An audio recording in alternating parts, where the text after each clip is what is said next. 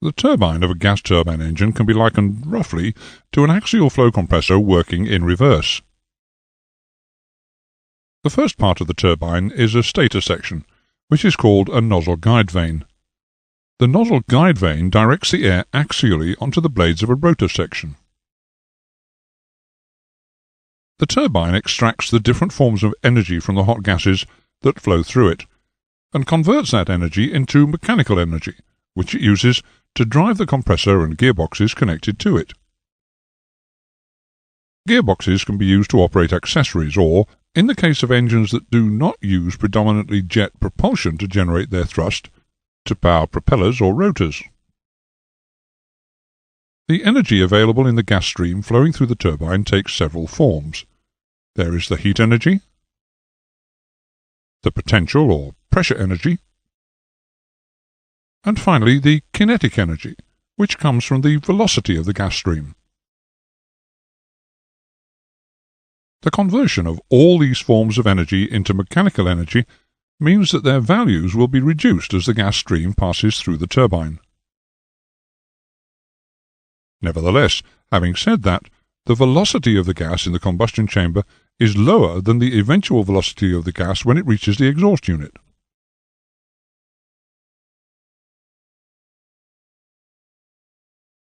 During normal operation of the engine, the rotational speed of the turbine may be such that the blade tips travel at a rate in excess of 1,500 feet per second.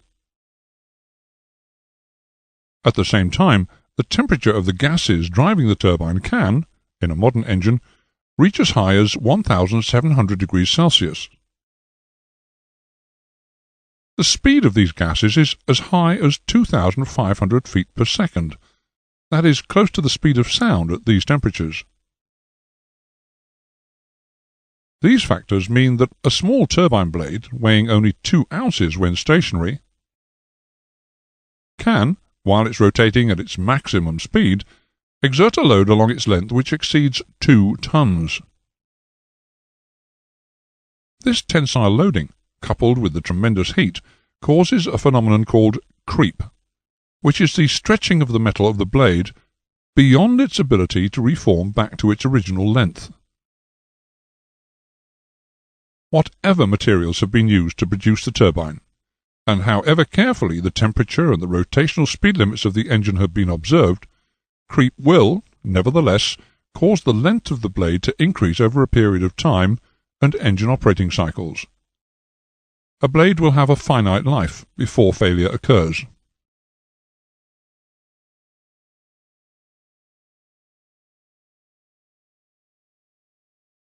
The turbine blades of early gas turbine engines were manufactured from high-temperature steel. Use of this material imposed a stringent limit upon the temperature at the rear of the engine, and because the gas turbine engine is a heat engine, it follows that the power output of such engines was limited as a consequence. The next advance in turbine technology was the use of nickel-based alloys, and these were subsequently superseded by superalloys. Superalloys are a complex mixture of many different metals: chromium, cobalt, nickel, titanium, tungsten, carbon, etc.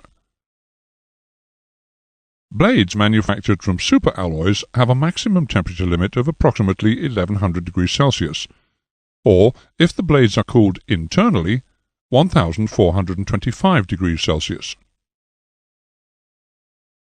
Traditional metal manufacturing processes produce a crystal lattice or grain in the material.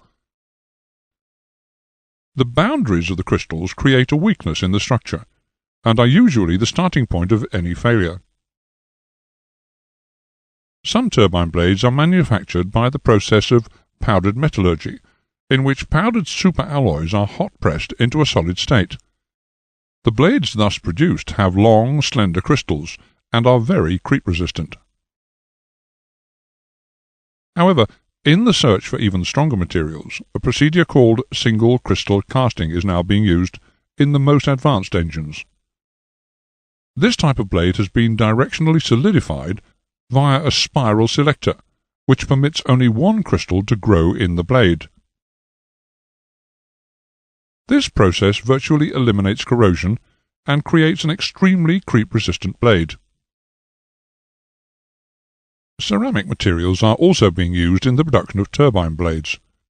Originally, the ceramic was applied as a plasma spray, the coating giving very good protection against a corrosive condition caused by a reaction between the base metals of the blade, the sodium in the air, and the sulfur in the fuel.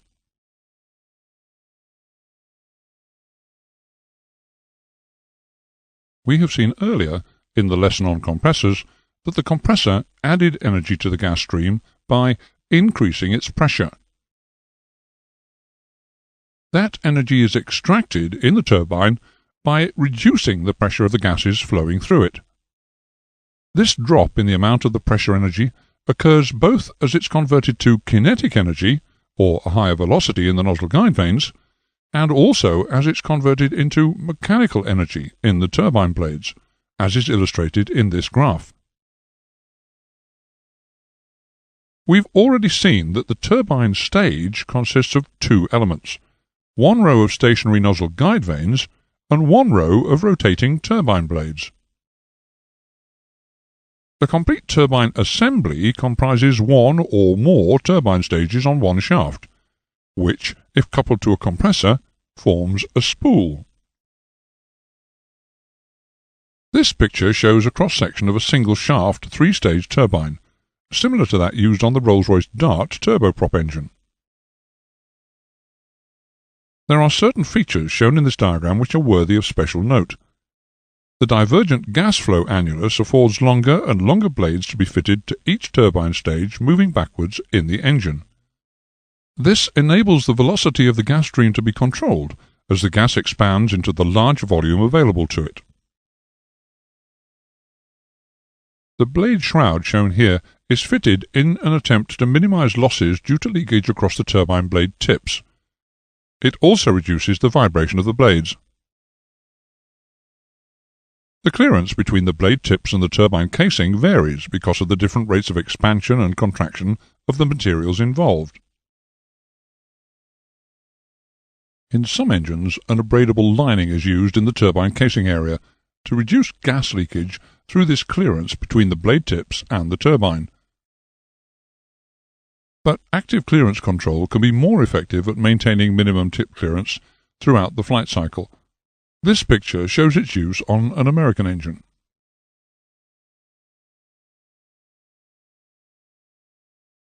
When a turbine is coupled to a compressor to form a spool, for peak efficiency and to ensure that stall and surge do not occur in the compressor, the spool must rotate at a speed which conforms to the requirements of the compressor. We saw in the lesson on compressors that the optimum speed of the spool is that of its design point. A free turbine, sometimes called a free power turbine, is a turbine which is not connected to the compressor. It's connected only either to the propeller or to the rotor reduction gearbox. The fact that it's not connected to a compressor allows a free power turbine to seek its own optimum design speed, rather than that of a compressor. The free power turbine has further advantages. The propeller of a free power turbine engine can be held at low RPM during taxiing, thereby reducing noise pollution and wear on the brakes. A free power turbine engine requires less starting torque than does an engine where the turbines and compressors are coupled together. A rotor parking brake can be fitted to an engine with a free power turbine. This eliminates the dangers inherent in having propellers rotating in windy conditions on the ground.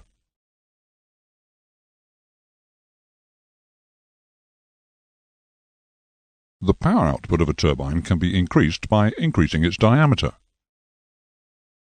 But this would have two detrimental effects. Firstly, it would increase the drag factor by requiring that the engine be designed to have a large diameter. And secondly, that greater stresses would be imposed because of the greater centrifugal forces created. A more effective method is illustrated in this picture, where an increase in the number of stages which comprise the turbine allows an increase in power output with a reduction in turbine diameter. It's a fact that the efficiency of a turbine blade increases as its rotational speed increases. The losses reduce in proportion to the square of the mean blade speed. Unfortunately, the stresses on the blade increase in proportion to the square of the blade speed. It would seem then that the engine designer is locked into a vicious circle, where any attempt to increase engine efficiency by increasing turbine speed would require stronger blades. This would mean making them heavier, which would create greater stresses on them, and so on ad nauseum. All is not lost, however. The advent of the high-ratio bypass engine, with its much greater propulsive efficiency, means that for a given thrust it can have a smaller diameter turbine. This, to some extent, circumvents the vicious circle problems mentioned previously. The high bypass ratio type of engine shown here consists of 3 spools. Firstly, we have the high-pressure spool, driven by the high-pressure turbine, which rotates the high-pressure spool at relatively high speeds. Then, to the rear of the high-pressure turbine is the intermediate pressure, or IP turbine, driving the intermediate pressure compressor through a shaft which spins inside that of the high-pressure turbine. Finally, the rearmost turbine is the low-pressure, or LP turbine. It drives the low-pressure compressor, more commonly called the fan, through a shaft which runs inside the high-pressure and the intermediate pressure shafts.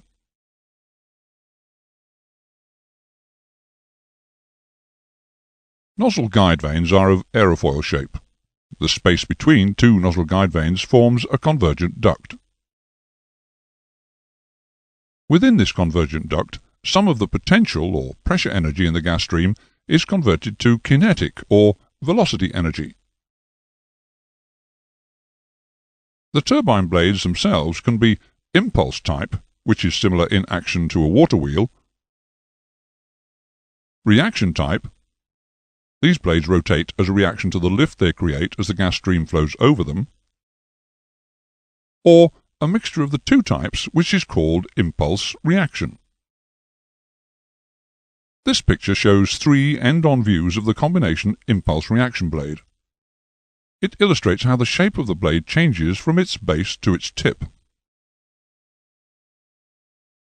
The shape change is accomplished by the blade having a greater stagger angle at its tip than at its base. This gives the blade a twist, which ensures that the gas flow does equal work along the length of the blade, and also enables the gas flow to enter the exhaust system with a uniform axial velocity. Normally, gas turbine engines do not use either the pure impulse or the pure reaction type of blades. The proportion of each type of blade utilized is dependent upon the design requirements of the engine. In general, the combination impulse reaction is more commonly used. Impulse-type turbine blades are used in air starter motors. It's very rare to find pure reaction blades being used. When they are, the nozzle guide vanes are designed to divert the gas flow direction without altering the pressure of the gas.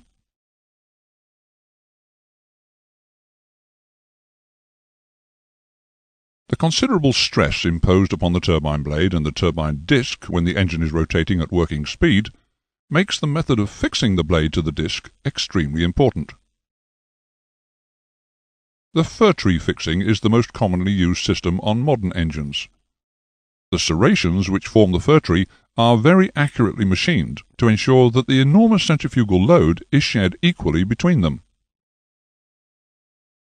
The blade is free in the serrations while the engine is not rotating, but during operation the centrifugal force imposed holds it firmly in place.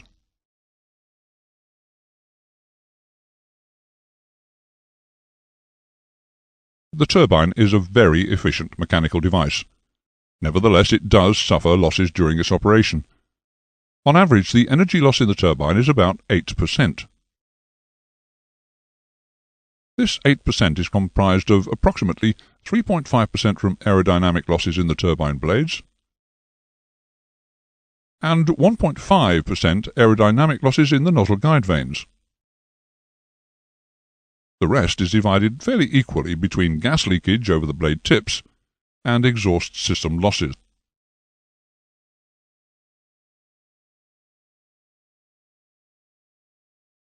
The maximum temperature that the turbine assembly can withstand limits the thrust or power available. Exceeding the maximum turbine temperature will cause irreparable damage to the engine. Therefore, it's imperative that the turbine temperature is monitored closely. The temperature of the turbine is measured by thermocouples, which are placed in the gas flow somewhere in the turbine assembly, typically after the high or low pressure turbine. The temperature measured at this point would be termed the exhaust gas temperature, or EGT. Other terms that are used to represent the value of the gas temperature around the turbine zone are turbine inlet temperature, or TIT, turbine gas temperature, or TGT, jet pipe temperature, or JPT. The jet pipe temperature is so named because of the position of the thermocouples. They are actually placed behind the turbine in the jet pipe itself. In some modern engines, the thermocouple probes are fitted inside selected fixed nozzle guide vanes to enable temperature to be sensed without the probe being battered by the high-velocity gas flow.